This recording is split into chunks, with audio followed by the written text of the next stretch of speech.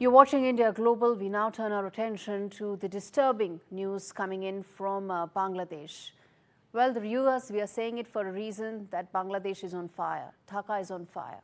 Well, what's happened is that there's now a group of protesters who've now come and further attacked whatever is remaining of Bangabandhu Sheikh Mujibur Rahman's legacy in Bangladesh. His ancestral house, the house where he lived, has all been, earlier it was burnt down, the museum of Bangabandhu was burnt down earlier, and now his ancestral house has also been taken down completely, all while Sheikh Hasina was trying to address Bangladesh virtually. So there's a message that's happening here. Listen into Sheikh Hasina, we come back and talk more. আমি তো আমার নিজের জন্য কিছু করতে যাইনি, একমাত্র ৩২ নম্বর বাড়িটা সেটাও তো আমি জনগণকে দান করে দিয়েছি আমরা ২ বোন। হ্যাঁ, জাতির পিতা পরিবারের নিরাপত্তা দেওয়ার জন্য একটা আইন করা হয়েছিল। সেই সূত্রে একটা বাড়ি রেহানাকে থাকতে দেওয়া হয়েছিল। আর আমার স্বামী, তিনিও চাকরিজীবী নিউক্লিয়ার সায়েন্টিস্ট ছিলেন। তার একটা বাড়ি ৫ নম্বরে, যেটা জয়পুতুলের। আজকে সেই বাড়িও পুড়িয়ে দেওয়া হয়েছে। আমাদের মুক্তিযুদ্ধের ইতিহাস, আমাদের গৌরবের ইতিহাস, আমাদের বিজয়ের ইতিহাস। এই ইতিহাস কেউ মুছে ফেলতে পারবে না। আমি জানি এটা মুছে ফেলার চেষ্টা হচ্ছে। সংবিধানকে ধ্বংস করা, জাতীয় পতাকা ধ্বংস করা, অনেক চেষ্টাই করা হয়েছে। কিন্তু লাখো শহীদের রক্তের বিনিময়ে যে পতাকা পেয়েছি, যে সংবিধান পেয়েছি, যে স্বাধীনতা পেয়েছি, তা ওই কয়েকজন বুলডোজার দিয়ে ভেঙে গুঁড়িয়ে দেবে এ শক্তি তাদের হয়নি এখনো। You heard Sheikh Hasina there. She was trying to speak to the people of Bangladesh and to send a message, to drive a point home. The house of her father, or in fact father of Bangladesh, was completely destroyed. What you're seeing on your screens, viewers, are those images of complete vandalism. It's very fair to say that Mujibism is now pretty much dead in Bangladesh. What's the future like for Dhaka? What's the future like under Yunus's government? Well, no one knows, because law and order and machinery of the state stood in complete silence when all this was happening. Let's put out those big questions that we are putting out, and we will put out to our panelists in just a short while, about what happens to Bangladesh from here on. The big questions. Well, first, after Mujibur Rahman's house was torched, is this erasure of Bangladesh's history? Has the law and order machinery completely collapsed in Dhaka, in Bangladesh? And is this political witch hunt that's taking place and continuing against Awami League?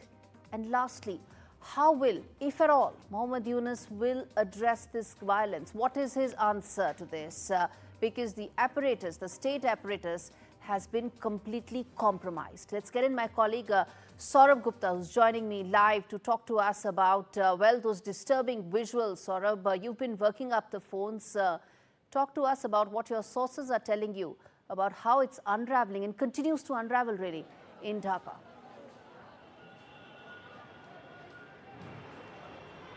Well, Gauri, as you know, we've been to Dhaka, we visited this museum, this particular museum, and it's, of course, a tribute to Bangladesh's founding father, Bangabandhu Sheikh Mujibur Rahman. What unfolded yesterday in the streets of Dhaka is absolute chaos, anarchy, with the law enforcement, well, standing by or simply letting things unfold on their own without really doing anything to stop it. And this is something that's been continuing. In fact, Awami League supporters, Awami League leaders, Awami League, politicians have all at some point in these few months faced some sort of threat or some sort of action or some sort of, harassment. But what unfolded yesterday at 32 Dhanmondi, which is, of course, a place that's not only seen violence this time around, it's seen violence in the past. It's been the ancestral home of, Bangabandhu Sheikh Mujibur Rahman. It was turned into a museum. And yesterday, of course, there was this bulldozer procession. And those who had given the call for this march, of course, they were not officially any group other than these groups that have been protesting. But what clearly seems to be the case on the ground, and this is what we've been hearing from a lot of people we've been in touch with in Dhaka, is that things seem to be unfolding pretty quickly, and there seems to be a systematic event systematic effort, I beg your pardon, to completely dismantle the legacy of Bangabandhu Sheikh Mujibur Rahman. And in that attempt to dismantle the legacy of Bangabandhu Sheikh Mujibur Rahman, what's happening is an attack on, of course, his family, but also in this particular instance, an attack on a museum, a memorial, a tribute to him, to completely try and erase him from the page of history. Remember, Bangabandhu Sheikh Mujibur Rahman was someone who fought alongside the Mukti Jodhas and the Indian Army to secure Bangladesh's liberation in 1971. It was a hard-fought liberation. The Pakistani army committed atrocities. The Pakistani army targeted women in Bangladesh, and it was a very difficult battle, but it was a battle that was won. And that's something that Sheikh Hasina mentioned in her speech as well, that look, this is something that we've fought with the blood of Mukti Jodhas, and this is something that cannot be demolished so easily, definitely not with a bulldozer. And that's something that probably, a lot of people are thinking, a lot of people who are watching the situation in Bangladesh is also wondering, where is the administration in all of this? Why is it conspicuous by its absence? Indeed. Where is the administration, and why has the state machinery completely collapsed or surrendered to those Islamists? Saurabh, as always, appreciate you joining me on the broadcast. Let me, in fact, put that question to Pinak Ranjan Chakrabarti, former High Commissioner of India to Bangladesh. Mr. Chakrabarti, the question that one wants to know is that what is happening in Bangladesh? The trigger to continue to dismantle Mujibur Rahman's legacy continues. There is no end to that. The cycle, it seems that what started on 5th of August continues unabated.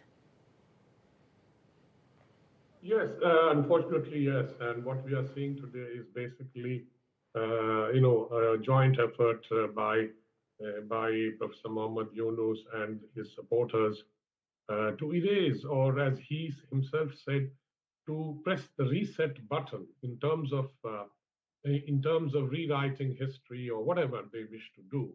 Of course, their argument is that Mujib has been, unnecessarily elevated to a position of demigod and things like that, and he has to be brought down to earth. But unfortunately, that's all very well. I mean, history can be written, rewritten, etc. But you cannot wipe it away. I mean, the fact is, Sheikh Mujibur Rahman was the inspiration and the leader of the freedom struggle. Though, of course, he didn't fight in the war because he was in prison in Lahore. And but people fought in his name. And this number 32, the house, is where he lived and where he was assassinated. And then it was turned into a museum. So this is the situation now. There is a complete breakdown, I think, of in this case, of course, it was all, it wasn't a breakdown of law and order. It was allowed to happen because the people who are now in control and who are on whose shoulders Professor Muhammad Yunus is resting are basically the Jamaat-e-Islami, which was the collaborator of the Pakistani army, Yes. which committed genocide in 1971. Today, they are basically fighting back in the sense that, and since hate has become the central driving force of politics in or whatever politics is left in Bangladesh. Yes. This was expected because the Jamaat-e-Islami has a visceral hatred for Hasina and the Awami League, because Hasina had formed the tribunal which convicted all their leaders, the Jamaati leaders who were complicit in the genocide of one, and they were hanged. So I think there's a lot of bitterness, and this is basically all based on revenge that we see today on Sheikh Hasina's family. Indeed. Sir, hold your thought there. Let me put that to Muqtadir Rashid, joining me from Dhaka. Muqtadir, you heard Ambassador Chakrabarti there. What is driving these extreme, disturbing developments in Bangladesh right now? Thank you for having me. So my analysis is different than Pinak Ranjan Chakrabarti, the High Commissioner in Bangladesh. I know him very well. So first of all, I believe the New Delhi should not allow a most hated woman in Bangladesh to go on social media this way, so that she can instigate her party member to destabilize the country anymore. On the other hand, I firmly believe that Dr. Yunus could not achieve any success in last 6 months, and no miracle he has, or he can show anything that's so much, would be appreciated by everyone. So when allowing this, people like this, I would say the mob, or if you can say the student and people, allowing them will be keep busy the whole nation, so that he will not be held accountable for his failure. Because we have seen that the press wing of Dr. Yunus every day holds their press conference, come up So with arson is some how issues. you have deflection tactics? Deflection tactics is through arson, absolutely. destruction of history?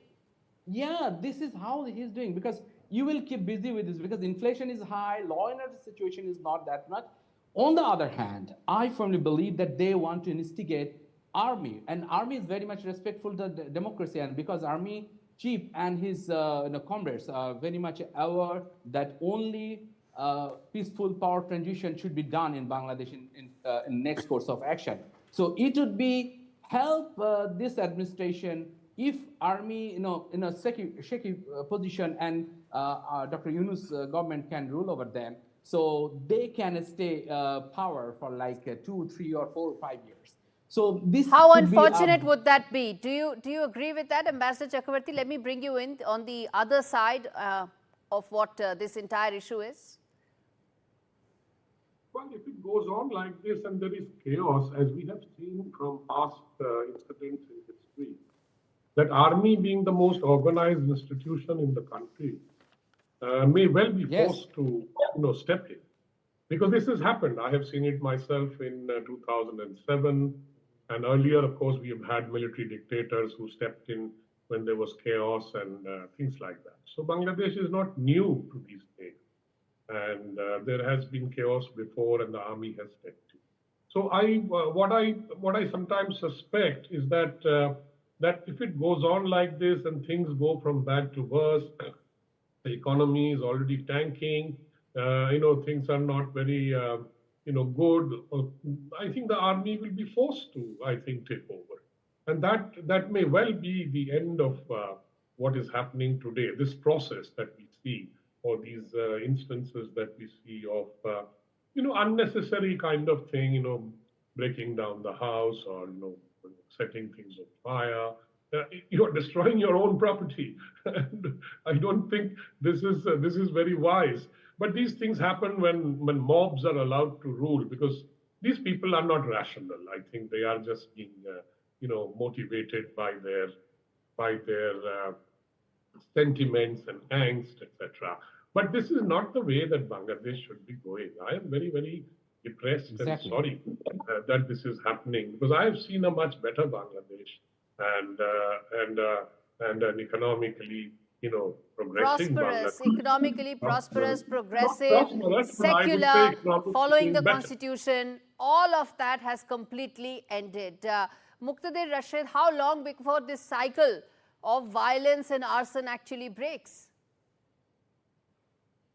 I will reply in different way. I don't think it's a big deal. So if you see the footage, it's not more than 5% of people across the country, the population we have. It's a very minimum percentage of the population. They are ruling the mob, or the mobocracy in Bangladesh, which is very unfortunate, because Dr. Yunus should follow the course of on the way to democratic process. But unfortunately, we have seen the way it has been done. It's just completely you can say that it's a breakdown of law and everything.